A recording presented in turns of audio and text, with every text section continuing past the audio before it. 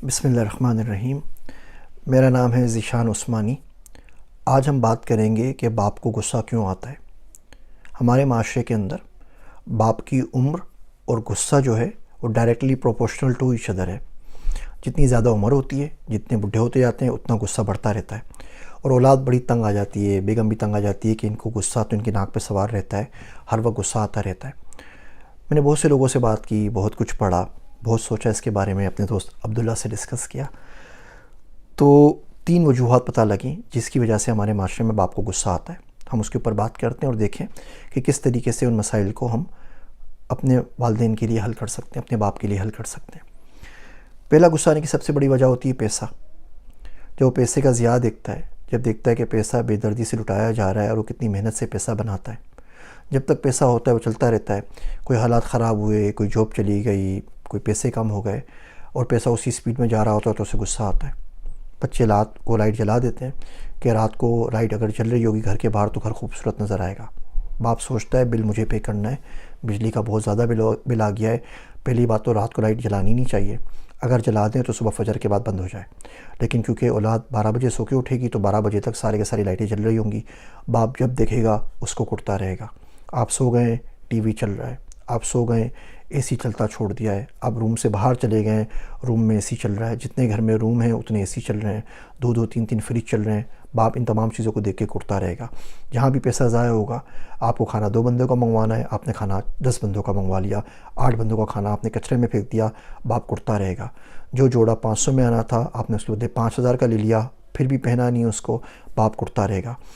وہ ایک جگہ کے اوپر میرا دوست عبداللہ بیٹھا ہوا تھا، تو بیوی بچے بیٹھے ہوئے تھے، کسی نے پوچھا کہ واٹ یو گاٹ، ڈیوائسز کی بات ہو رہی تھی، تو بیگم نے بولا جی سیمسنگ الٹرا 22، تو ایک بیٹے نے بولا جی آئی فون 13 یا 14 جو بھی تھا اس وقت، ایک نے بولا فلاں اینڈرائڈ فون ہے، ایک نے بولا جی میرے پاس آئی پیڈ اور کچھ ہے، اس سے پوچھا تو اس نے بولا آئی پیڈ، یعنی کہ میں نے پیسے دیے ہیں، اور سب سے گھٹیا فون غریب اسی کے پاس تھا۔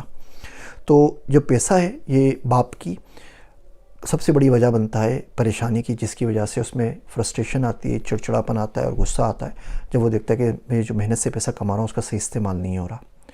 دوسرا باپ کی غصہ آنے کی وجہ جو ہوتی ہے اسپیشلی اولادوں سے، وہ ہوتی ہے لاپرواہی۔ باپ صبح اٹھ رہا ہے 3 بجے، اولاد اٹھتی ہے 12 بجے، تو باپ کو غصہ آئے گا کہ آگے جا کے زندگی میں کہیں جاب کرے گا تو اللہ کا بندہ کیسے اٹھے گا؟ کوئی سیکرٹری تو آ کے نہیں اٹھائے گی نا جی صاحب جی اٹھ جائیے، 12 بج گئے، آدھا دن گزر گیا ہے، اللہ کے واسطے جاب کے اوپر چلے جائیے۔ جب وہ دیکھتا ہے کہ اس نے کوئی مہنگی ڈیوائس یا لیپ ٹاپ کچھ لایا ہے اور وہ ایسے رل رہا ہے، وہ لانڈری روم میں پڑا ہوا ہے، وہ اسٹوڈیو میں الٹا گرا پڑا ہوا ہے، وہ اوور چارج ہو گیا اور کسی کو پرواہ نہیں ہے، تو اسے غصہ آئے گا۔ وہ دیکھتا ہے کہ آپ بالکل اپنی صحت کے ساتھ اچھا برتاؤ نہیں کرتے، آپ موٹے ہو گئے ہیں، آپ ورزش نہیں کرتے، آپ بہت لاوبالی طریقے سے گاڑی چلاتے ہیں، کبھی کہیں گاڑی ٹھوک کر آ گئے، کبھی کہیں ٹھوک کر آ گئے، تو یہ لاپرواہی آپ کی زندگی میں دیکھ کے اسے غصہ آتا ہے۔ غصہ اس کو اپنے لیے نہیں آتا، اگر آپ کا ایکسیڈنٹ ہوگا تو آپ مریں گے نا، اس کا کیا نقصان ہوگا؟ اس کو اس لیے ہوتا ہے کہ آپ کی جو اس سے محبت ہے، وہ محبت اس کو مجبور کرتی ہے کہ وہ آپ کو ایک بہتر انسان بنائے تاکہ آگے جا کے آپ زندگی گزار سکیں۔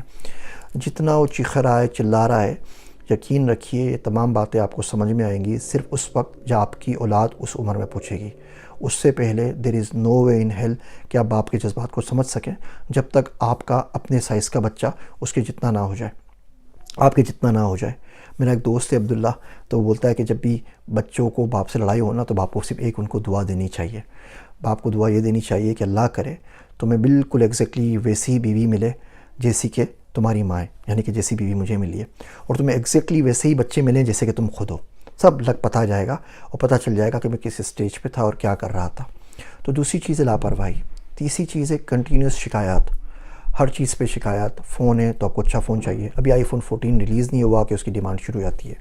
گاڑی اچھی چاہیے، گھر اچھی چاہیے، اور آپ شکر ادا نہیں کرتے۔ یہ ناشکری نے تو ہمیں تباہ و برباد کر دیا ہے۔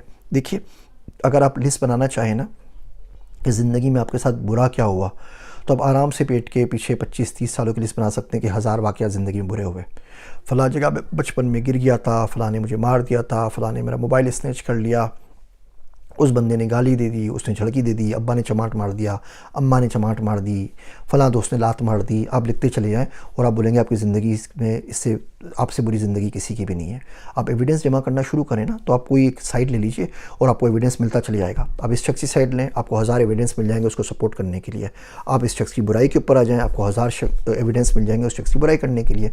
اسی طریقے سے اگر آپ شکر کی لسٹ بنانے لگیں تو بھی آپ کی کاپی بھر جائے گی۔ آپ بولے اللہ پاک نے آپ کو کھانا دیا، اللہ پاک نے آپ کو زبان دی، اللہ پاک نے آپ کو بہت کرم کیا۔ اب ساری کی ساری آپ لسٹ بنا لیجئے کہ کہاں کہاں بہت سے لوگوں کو بہت ساری چیزیں نہیں ملی، آپ کو مل گئیں۔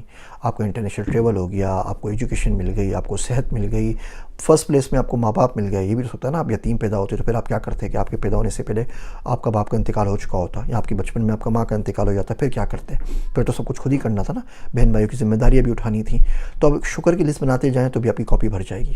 ہمیں کرنا یہ چاہیے جو زندگی میں برے واقعات ہوئے، کوئی مشکلات آئیں، کچھ اچھا برا ہو گیا، اس کو بھول جانا چاہیے، اچھے واقعات کو یاد رکھنا چاہیے اور شکر ادا کرتے رہنا چاہیے۔ تو جب آپ کو غصہ آتا ہے اس کی 3 بڑی وجوہات ہیں، اور میں بڑی ریسرچ کے بعد میں آپ کو بتا رہا ہوں۔ پہلی وجہ پیسہ کم ہوتا ہے، زیادہ ہوتا ہے، استعمال کنٹرول نہیں ہو رہا، تو اس کو اس بات پہ غصہ آتا ہے، بیچارہ کہہ نہیں پاتا، غصہ اسی بات پہ آتا ہے۔ دوسری آپ کی لاپرواہی، وہ اندر ہی اندر جلتا رہتا ہے اور کڑتا رہتا ہے۔ اور تیسری چیز آپ کی ان لمیٹڈ شکایات اور انفینٹ خواہشات، جو اس کو زیادہ کرنے کا پہ مجبور کر رہی ہوتی ہیں، ڈو مور کی طرح۔ یقین جانیے 75 سال میں اتنی مرتبہ ڈو مور کا امریکہ نے پاکستان کو نہیں بولا جتنا 5 سالوں میں ہماری اولاد ہمارے ماں باپ کو بول دیتی ہے۔ اللہ کے واسطے اس ڈو مور کے اوپر تھوڑا سا بریک لگائیے، تھوڑا سا رک جائیں، تھوڑا سا صبر کریں، کوشش کریں ایک دن باپ کے ساتھ گزاریں، کوشش کریں ایک دن اس کے پرسپیکٹیو کو سمجھنے کی کوشش کریں، کیونکہ جس دن وہ نہیں رہے گا آپ کو ساری باتیں گن گن کے یاد آئیں گی اور اس کا کوئی فائدہ نہیں ہے۔ آپ کیا کریں گے؟ پچھتائیں گے، تو پچھتانے سے کیا ہوگا؟ نہ اس کی قبر پہ کوئی اثر پڑنا ہے، نہ اس کے اعمال پہ اثر پڑنا ہے۔ وہ اپنی زندگی آپ پہ لگا دیتا ہے، اپنی دین دنیا آپ کے اوپر لگا دیتا ہے، آپ لوگ نہیں سمجھ پاتے۔ شاعر کہتا ہے جو تیری جستجو میں چھوڑ دیا، جو تیری جستجو میں چھوڑ دیا، اس کا نعم البدل تو بھی نہیں۔ کوشش کریں، والدین کی قدر کریں۔ میری باتیں سننے کا شکریہ۔ میں ہوں آپ سب کا ذیشان عثمانی۔